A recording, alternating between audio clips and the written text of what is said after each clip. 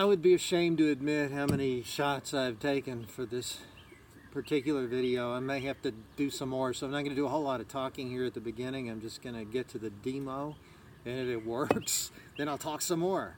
But just to orient where we are here, this is smallballsuccess.com, and my enterprise is trying to find a way that smaller statured players can succeed against the big tall guys on the baseball field. And basically my method for finding ways to do that at the plate is to look back into history about 100 years ago or earlier into the dead ball era.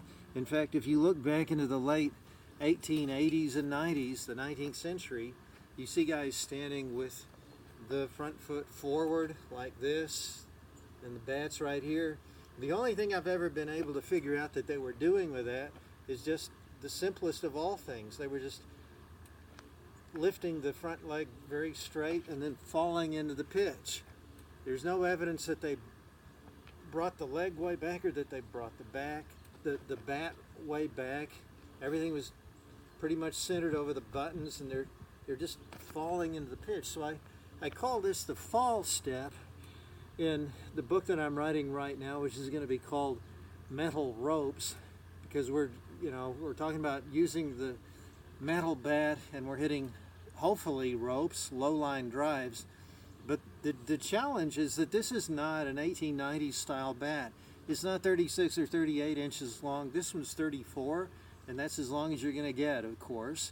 And in fact, this bat, which is several years old, isn't nearly as top loaded here into the barrel as most metal bats are these days. And I've also double wrapped it in tape so the handle's a little thicker. I can do that to make it more like a wooden bat, but I can't do anything to make it more like the tightrope walker's pole that the striker of the 1890s had. So we have to make some adjustments. We can't just stand like this and then fall forward and get much drive into the fall. You're gonna, I hope, see me doing this short metal bat fall in a similar fashion. I'm going to have my feet very close together, and when I see the light on my machine start to light up, I've got the bat in my fingers, and that's very important. This is going to be very loose, and I'm just going to lift this up and sort of catalyze a small lift of my forward foot as I do that. And I'm going to leave the bat pretty much right here until the pitch is coming, and then the bat is going to load fully as I'm stepping forward. So that will make it a true fall step kind of swing. That's as close as I can get to what I think the guys were doing 120 years ago. Let me see if I can make a little contact.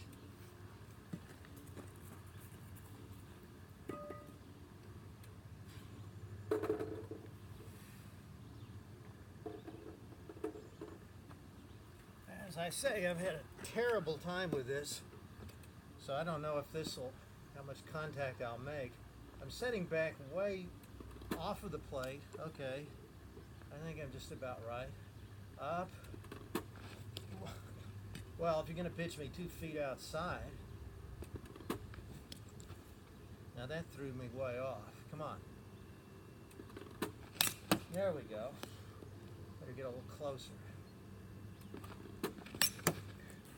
Did a stutter step there. Come on.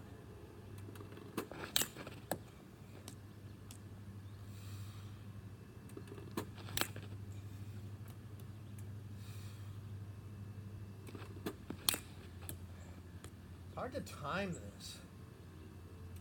I timed that and it threw me outside. There's one. Okay, I'll load it up for a few more, but the good contact that I made there was, all of it was low. I wasn't popping anything up. And I'm really having a lot of success going up the middle with this, which is what I want to do. I don't really want to pull anything. So let me try a few more.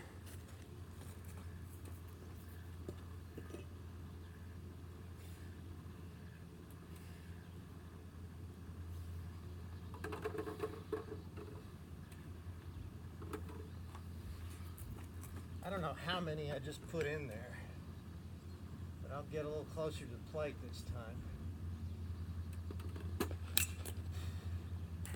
Got to relax too with any swing. Right up the middle. Out in front of that. Pop that one up. Oh.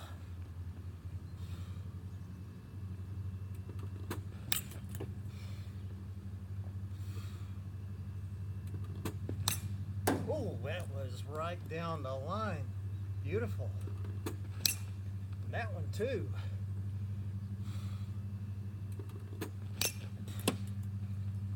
Rolled over on that. There we go. Well, I'm glad that it stopped because I actually made some good contact there at the end.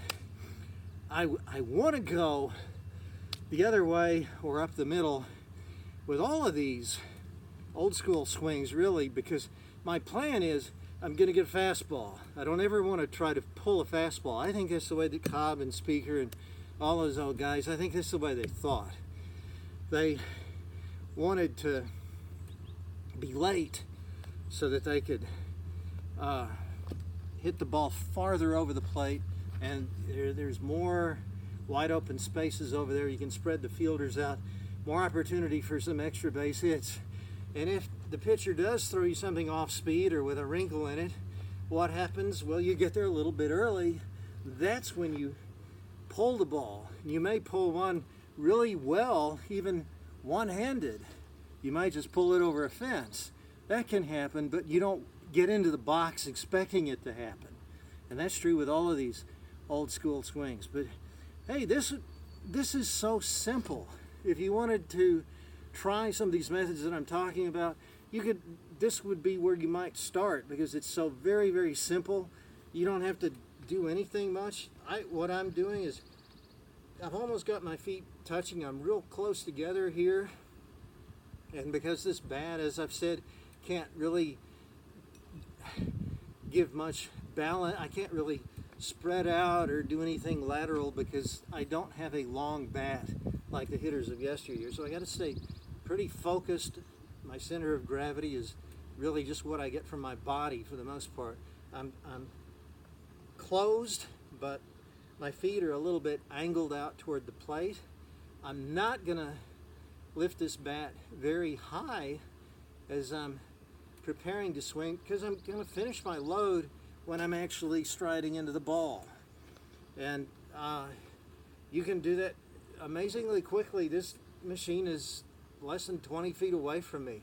I have it so loose here, and I've got it in my knocker knuckles here. I don't have my thumbs wrapped around it. This is so loose that it's like I don't know, slinging something down like a fly swat. If you want to hit a pesky fly, you don't grip the thing with your thumb around it. You stay loose, and that's what we're doing here. We're really using our wrists. I want the weight to come onto the front foot because I want to drive into the ball at a straight, slightly downward angle. I want a linear swing. What's going to happen if I load all the way up like a more modern hitter? I'm probably going to keep my weight back farther, and then I'm going to lean back, and you can see that my barrel is now going to dip under the ball a little bit. Well, our contemporary hitters today, remember, they're the big tall guys that we're competing against. They don't mind undercutting the ball like that and severely backspinning it, because thanks to their superior reach and their bat acceleration, they can get those big flies to fly right over the fence. That's not our game, that's their game. We're supposed to get on base so they can bat us in. So we don't want to hold our weight back because we don't want the bat to loop under the ball that way. We want a swing that's linear, that goes right straight down through the ball. It's going to either hit it up the middle. Now, sometimes when you are out in front of the ball and you maybe do pop those mistake swings over the fence on the pull side, you're going to be tempted to fall in love with that, and maybe next time you step up to the plate and you try to pull everything. Try to resist that temptation, because believe me, most of you guys, if you are of shorter stature, your future in the game, the way you're going to get into this starting lineup is to hit 400 or 500, to have the 500 on base percentage. Some of you can do that in your leagues.